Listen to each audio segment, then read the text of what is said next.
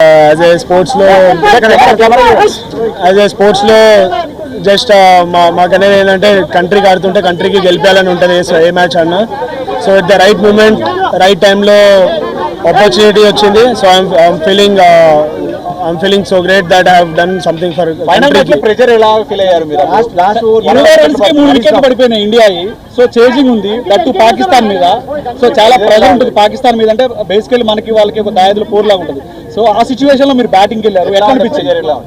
నా మైండ్లో ఆ సిచ్యువేషన్లో నేను జస్ట్ కంట్రీకి రిప్రజెంట్ చేస్తున్నట్టు మైండ్లో ఊహించుకున్నాను. సో ఐఎమ్ యాక్చువల్లీ కంట్రీకి ఇండియాకి ఆడుతున్నాను. సో ఆ టైంలో నేను కూడా ప్రెషర్లో ఉంటే 3 వికెట్స్ పడిపోయినాయి. సో అక్కడ నేను ప్రెషర్లో ఉంటే ఐఎమ్ నాట్ ఓన్లీ అంటే నేను ఒక్కడిని కాకుండా దేశాన్ని మొత్తం కింద పెడుతున్నట్టు అనిపిస్తుంది. సో ఆ టైంలో నేను అదే ఉంచుకున్నాను, దేశాన్ని ముందు తీసుకుని ఈ టైంలో నేను స్టెప్ ఇన్ చేయాలి, లేదంటే మొత్తం హోల్ కంట్రీ వినో పాకిస్తాన్ హౌ హార్డ్ అంటే వాళ్ళు ఎంత గట్టిగా వస్తున్నారు మన మీద అని. సో ఆ టైంలో నన్ను నేను బ్యాక్ చేసుకుని కంట్రీని ఒకసారి మైండ్లో పెట్టుకుని ఆడాను. మీ వరుసగా 3 వికెట్లు పడ్డ తర్వాత మీ ప్లాన్ ఆఫ్ యాక్షన్ ఏ విధంగా ఉంది? టీం నుంచి మీకు ఎట్లాంటి ఏమైనా సూచనలు వచ్చాయి? మీరు అప్పుడు ఎట్లా ఆడాలనుకున్నారు అసలు? జస్ట్ నేను ఒకటే ఆ టైంలో జస్ట్ కంట్రీకి చెప్పాను కదా, జస్ట్ కంట్రీని గెలిపించాలి, కంట్రీని ఊహించుకుంటేనే ఆ సిచ్యువేషన్ వాళ్ళు హార్డ్ వచ్చారు నా మీద, పాకిస్తాన్ వాళ్ళు చాలా హార్డ్ వచ్చారు. బట్ ఆ టైంలో నేను కామ్గా ఉన్నా, జస్ట్ గెలిపిస్తే ఎవ్రీథింగ్ విల్ బి ఓకే, అంటే గెలిపిస్తే అన్నీ సెట్ అయిపోతాయి. సో ఆ మైండ్లో ఒకటే ఉండే, just I want to win my country.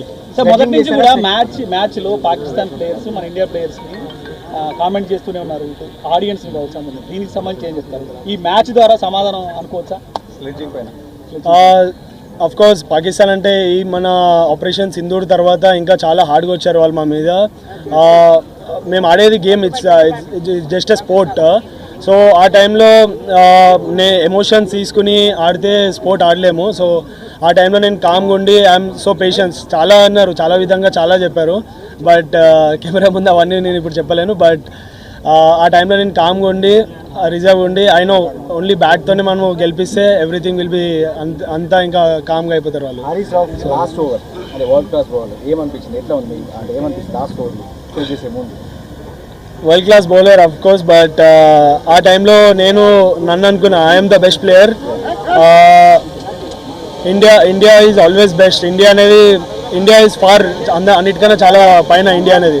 So ఒకసారి నేను ఇండియాకి ఆడుతుంటే ఇవన్నీ బెస్ట్ బౌలర్ ఇలా చేస్తాడు అలా చేస్తాడు నా మైండ్లో ఏం లేదు. ఓన్లీ ఆ టైంలో ఓన్లీ ఒక కంట్రీ వచ్చింది, just I want to win the game అంతే. అంటే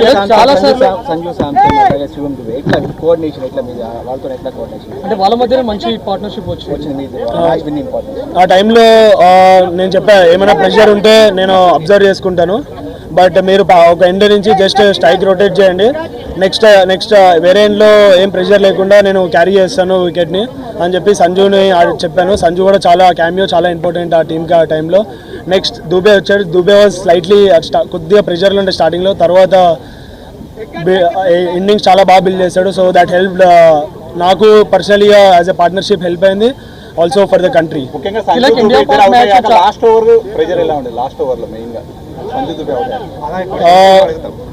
సారీ లాస్ట్ ఓవర్లో మెయిన్గా ప్రెజర్ ఎలా ఉంది? సంజు దుబే అవడానికి లాస్ట్ ఓవర్ చాలా ఇంపార్టెంట్. నేను ఆల్రెడీ దుబేకి చెప్తా ఉన్నాను, సో ఒక ఎండ్ నువ్వు ఆడుతూ ఉండు, వేరే ఎండ్ నుంచి నేను కవర్ చేస్తానని చెప్పి దుబే కన్నా. బట్ దుబే అవుట్ అయ్యాడు, బట్ నేను స్టార్టింగ్ నుంచి కాన్ఫిడెంట్ ఉండే I will finish the game అని. So yeah, by God grace I have done it. Like India Pak match ఇదేం కొత్త కాదు, చాలాసార్లు మనం వైరల్ ఉన్నప్పుడు చూసాం. కానీ ఈసారి చాలా సైన్స్ చూసాం, ఫ్లైట్ పడిపోయినట్టు కానీ మిజైల్స్ వచ్చినట్టు కానీ, ఈవెన్ దానికి అపోజిట్ రియాక్షన్స్ కూడా మన టీమిండియన్ ప్లేయర్స్ నుంచి చూసాం. సో ఇదంతా ఎట్లా ఉంది అంటే ఇదేమన్నా మీకు ప్రెషర్ క్రియేట్ చేసిందా, లేకపోతే ఆటను గేమ్ని ఏమైనా డిస్టర్బ్ చేసిందా? ముందు వాళ్ళే స్టార్ట్ చేశారు పాకిస్తాన్ నుంచి. అదే ఇండియా పాకిస్తాన్ మ్యాచ్లో ఇది ఓకే, బట్ ఆపరేషన్ సింధూర్ తర్వాతనే కొద్దిగా హార్డ్గా వచ్చారు వాళ్ళు మా మీద. బట్ మేము ఆడేది చెప్పాను కదా మళ్ళీ స్పోర్ట్. సో స్పోర్ట్ని ఎమోషన్స్తో కనెక్ట్ చేసి ఆడితే అవ్వదు. సో జస్ట్ నేను స్పోర్ట్ని ఏ విధంగా ఆడాలో ఆ విధంగా స్పోర్ట్లో ఆడి we have replied in a good way to them. Pakistan match అంటే మొదటి నుంచి విరాట్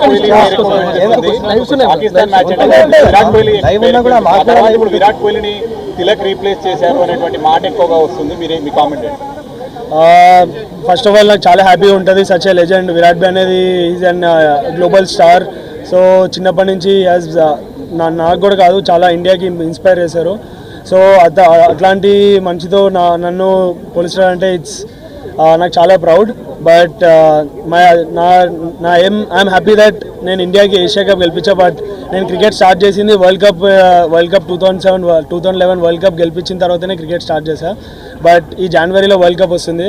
సో అది నా అసలేమో వరల్డ్ కప్ గెలిపించిన తర్వాతనే నాకు నిద్ర వస్తుంది. మ్యాచ్ అయిపోయిన తర్వాత shake and shoot sporting spirit. But ఈ పెద్ద డిస్కషన్ అయింది ఇండియా పెద్ద డిస్కషన్ అవుతుంది దేశం అంటే వరల్డ్ వైడ్. ఎట్లా దీని అంటే మీరు ముందే అనుకున్నారా? టీమ్ మేనేజ్మెంట్ ఏమైనా మీకు చెప్పిందా? అలా ఏం లేదు. సో ఆ మూమెంట్లో అలా అయింది. సో జస్ట్ ఫ్లోలో వెళ్ళాము. అదేమి మాకు ఇలా చేయాలి అని ఏం లేదు. బట్ మనకి ముందు తెలిసింది కదా, ముందు వార్ అయినప్పుడు తెలిసింది. So just we want to give respect for our country, అంతే. ఇంకా దాన్ని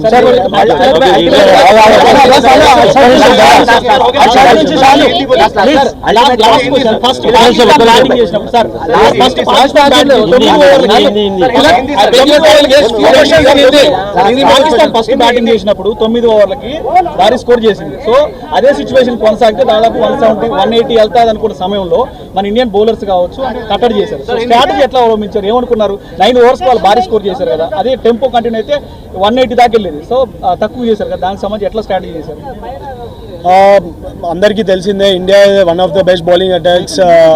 సో టైంలో అవుతుంది, వాళ్ళు స్ట్రాటజీ ప్లానింగ్ అన్నీ చేసే వస్తారు. సో ఫస్ట్ 2 గేమ్స్ ఓడిపోయారు. సో థర్డ్ గేమ్ అంటే వీ నో దట్ వాళ్ళు చాలా హార్డ్గా వస్తారు మా మీదని మేము ఎక్స్పెక్ట్ చేసాం.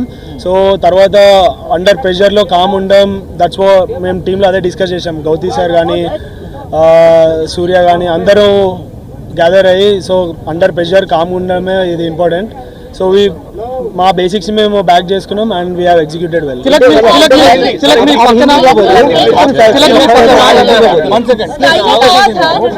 सूर्य कुमार ने बात कही कॉम्पिटिटर ही नहीं है, टॉप 2 के प्लेयर टीम जो है कम्पीट कर रही थी. लेकिन मैच जब हो रहा था तब आपको लग रहा था कि 2-0 से आगे है, अब 3-0 बनाना, कितना ज्यादा दबाव भारत पे रहा पाकिस्तान से ज्यादा? जैसे सूर्य भाई ने बोला है कि कुछ कंपटीशन नहीं है, मैं भी उस बात में एग्री करता हूँ. मगर एज ए स्पोर्ट भी नो, मतलब हमेशा प्लान चेंज करते रहते हैं, हार्ड आते हैं. जैसे बोला है मैं कि हर मैच में स्ट्रैटेजी चेंज होगा, वो लोग भी प्रिपेयर होके आएंगे. तो हम लोग एक्सपेक्ट किए थे. और जैसा वो लोग सेकेंड इनिंग्स में कम स्कोर में वो लोग पेस ऑफ करके, विकेट भी इतना आसान नहीं था बैटिंग के लिए, तो जैसा वो लोग कम बैक करके आए हैं और वहाँ से हम लोग पार्टनरशिप बिल्ड करके जीता है. तो वही है इंडिया की खासियत. प्रेशर कैसा था आपके ऊपर? आखिरी ओवर तक आप टिके रहे, मैच जिताया आपने, 3 विकेट्स गिरने के बाद आप आए थे. बताइए आपका एक्सपीरियंस कैसा रहा, क्या प्रेशर था आपके ऊपर? प्रेशर तो ऑफकोर्स नर्व्स तो बहुत रहते हैं बॉडी में, बहुत कुछ चल रहा था दिमाग में. तो मैं ऐसी एक चीज़ पहले भी बताया, अभी भी वही बताता हूँ, देश हमेशा आगे है और अपना इंडिया सबसे बहुत ऊपर है. तो मेरा माइंड में और दिल में वही लग रहा था कि जो भी करूँगा मैं, कुछ भी करूँगा, पूरा देश के लिए पूरा जान दे दूँगा. तो वही दिमाग में चल रहा था. तो उस समय मेरे को क्या क्या ज़रूरत है, अगर मैं प्रेशर में आ गया तो देश को नीचे करूँगा, खुद को नहीं, देश को. और इतना 140 करोड़ लोग, सब लोगों को मैं नीचे कर रहा हूँ. तो वो सबको मैं लेकर जाने के लिए मेरे खुद को उस समय काम रहना, जो बेसिक्स बचपन से मैंने सीखा हूँ, मेरा जो कोचेस है बचपन से मेरे को ये आदत की है. तो मैं वो सब चीज़ काम रह के दिमाग में सोचा और एग्जीक्यूट किया. पाकिस्तान की आदत है कि हमेशा वो डिस्ट्रैक्ट करने की जब बात करते हैं तो भारत पाक के मैच में तो अक्सर देखा जाता है, लेकिन ये वाले में ऑपरेशन सिंदूर के बाद बहुत ही ज़्यादा हाई वोल्टेज रहा, पहले के 2 मैचेस भी और अब तीसरे मैच में किस तरह की स्लेजिंग रही या फिर किस तरीके से प्रेशर आपके ऊपर बनाने की कोशिश की गई सेकेंड इनिंग्स में? तो खास कर ज़्यादा था, जैसे पहले 3 विकेट भी हो गए थे, जल्दी हो गए थे, तो उसके बाद और थोड़ा हार्ड होने चालू हुआ. तो उस समय मैं ही बैटिंग में था, तो थोड़ा सा ऊपर ज़्यादा मेरे ऊपर आए थे. तो जैसे मैंने बोला है कि अपन उस समय बात करके कुछ दूसरा शॉट मार के कुछ भी किया तो अपना देश को ही नीचे कर रहे. तो बस मेरे को हमेशा बोलता हूँ कि मेरे को मैचेस जिताना है. तो मैचेस जिताने के लिए बोलने के लिए आसान है, मगर उस समय क्या क्या ज़रूरत है ये सब चीज़ मैंने बोला है. काम रहना है, बेसिक्स को फॉलो करना है, ज़्यादा जवाब नहीं देना है. तो मैच के बाद मैंने जो भी बोलना है अच्छे से बोला है, मगर मैच के बीच में नहीं बोला है. तो डिस्ट्रैक्ट करने की कोशिश हमेशा पाकिस्तान करता है खिलाड़ियों को किसी न किसी तरह. तो क्या आपके साथ भी इस तरह का रवैया आता है या पाकिस्तानी खिलाड़ियों द्वारा? सॉरी डिस्ट्रैक्ट करने की कोशिश जो है वो पाकिस्तानियों द्वारा की जाती है, तो क्या आपको भी इस बार इस मैच के वक्त खासकर जब आप बैटिंग कर रहे थे तो क्या उस वक्त में आपको किसी तरीके से डिस्ट्रैक्ट करने की कोशिश की गई थी उनके द्वारा? हाँ जी, मतलब हुआ था, बहुत कुछ हुआ था। मैं अभी वो कैमरे में नहीं बता सकता हूँ। चलते रहता है बैट्समैन और बॉलर के पीछे, और खासियत इंडिया पाकिस्तान मैच में तो वो चलता है, तो वो सब पार्ट ऑफ द गेम है, चलता है। मगर जैसा मैंने बोला है कि गेम के बीच में करने का थोड़ा बहुत होता है, वो बोल लिए हम लोग, मगर जो असली रिप्लाई होता है जब मैच जीत के बैट से ही जवाब सबसे अच्छा होता है, तो मेरे को वही करना था और वो करके मैंने उनको बताया।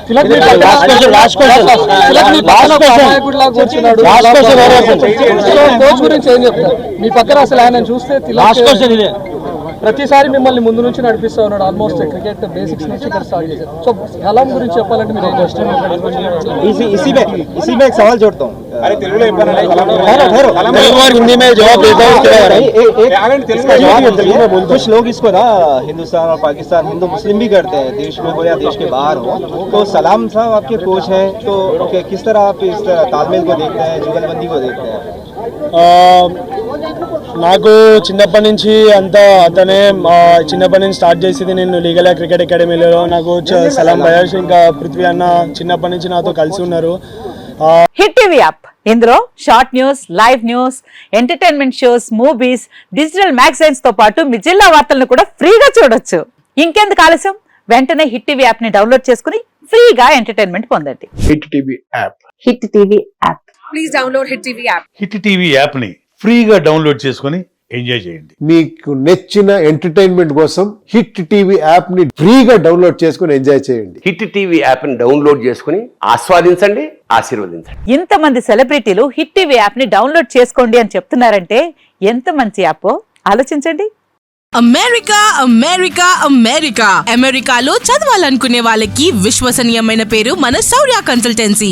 UK లో 1 year masters, UK లో 1 year masters, 2 years work permit up to 5 years visa. Contact Saurya Consultancy.